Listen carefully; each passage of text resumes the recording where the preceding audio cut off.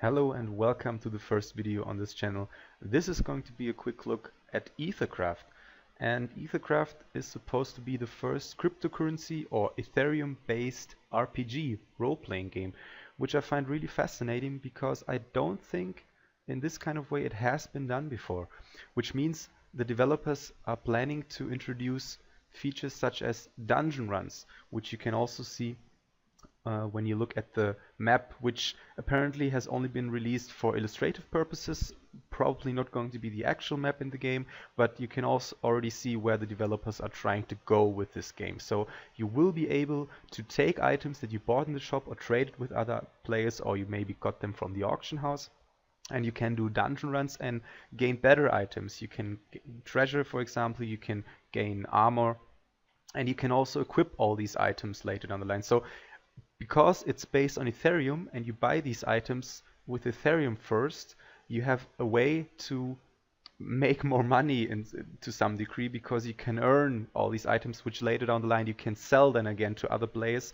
via the shop or the auction house, which I find really interesting because it adds another layer of complexity to the game, which in cryptocurrency based games hasn't been done before. So maybe it has massive potential for being the first of its kind. Maybe it won't. I think it depends on a lot of different factors, and a lot of pitfalls are still around there because the developers are only 2 people right now. They have already made money by the first different sale on the shop, so they are already planning on hiring new people because you can't do this game with just 2 developers so far. But yeah, I think it has a lot of potential, to be honest. Now, let me tell you what is really special about this game so far, without all the other features that are going to be introduced later. Now, if you click, let's say, on the Merchant's Enchanted Bag, as you can see here, you can buy it for 0.214 Ethereum. And there have been 187 of these enchanted bags sold, and it also has the special ability to increase gold found by 5%, which means if you equip this when doing a dungeon run, you will increase the gold found by 5%. Now, what makes it really special, this is a rare item, okay? You can see it because it sparkles and it has a red overlay, and there are going to be, I think, 4 different types of items. There are going to be common ones, uncommon ones, rare items, as you can see on the screen, and also legendary items. Now, what makes rare items, legendary items so special is that you earn Ethereum back for every subsequent sale after you bought the item. What does that mean? Well, if you bought the item first and 5 more people bought the item after you, you will have made 0.005 Ethereum back. So when this item costs 0.214 Ethereum right now, you will have a certain amount of sales going afterward, after you bought the item, and you will have made your money back, which kind of serves as a built-in return on investment mechanic, which I find really interesting. Now, the developers have already said that they take around 15% of the money that has been made, or the Ethereum, and reinvest it into the game, because obviously they need the money to hire new people. You can't do this, like, you can't create this kind of game with all these features planned with just 2 people. That's not going to be possible.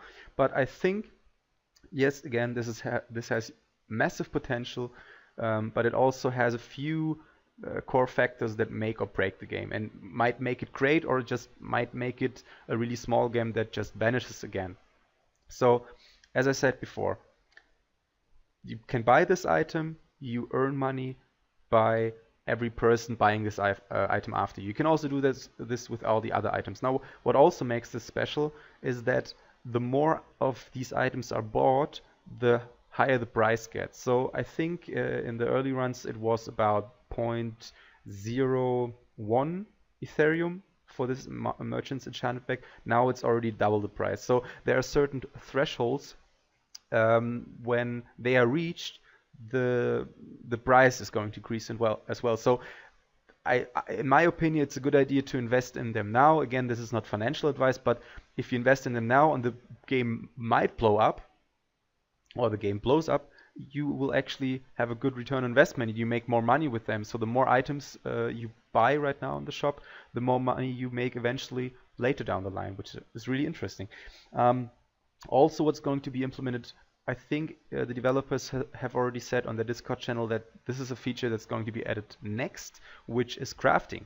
Now, crafting is going to function with crafting materials. I think if you go through the shop, you can already see them. As you can see here, here's a nut, here's a fine coarse cork. So all these items are crafting materials that you can get for a set amount of Ethereum. I'm not sure if the price is also increasing based on the items sold. But if you buy them, you can then use them in a sort of crafting process as you know them from other role-playing games. And you can get other items out of them. Now also this is going to be a crucial feature in the game, and it also adds another layer of complexity, because this time you do spend real money on these items. So you have to really figure out and balance out, are all these crafting successes guaranteed, or is there a chance that the item might fail and you will end up with nothing eventually?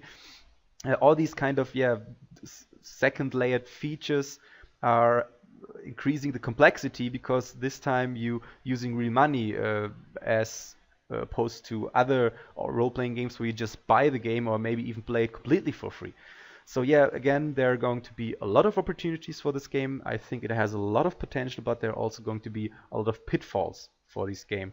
And this will depend on the developers, how transparent they are, how many new people they hire, because I do believe they can't do it just the two of them. And also it's going to depend on the core community right now. Because the more people that essentially know about this game, the more people that invest into this game, the more it can flourish and the more it can turn into an actual game. Again, the more money the developers have, the more they can really work around the kind of challenges that come along when you have to introduce complete gameplay core mechanics, because you have so much to balance out, especially if there is going to be some risk of losing these items when doing a dungeon run as well. I'm not sure if they plan on implementing this as a feature as well. Is there going to be permadeath, or can you just do another dungeon run after you lost your first item and just get these items back? I don't know about this yet, to be honest. I haven't taken a really close look at this. But again, do your own due diligence, look into this game, look into their Medium article, and I think you will find that this game has a lot of potential, but it has a lot of pitfalls. We're only going to see in the next couple of days how it progresses. And yeah, let me tell you what you think about this game. And if you like the video, leave a like, comment below, and tell me what you think this game might be the make or break points of this game. And yeah, I hope I liked the video, and we'll see you next time. Bye.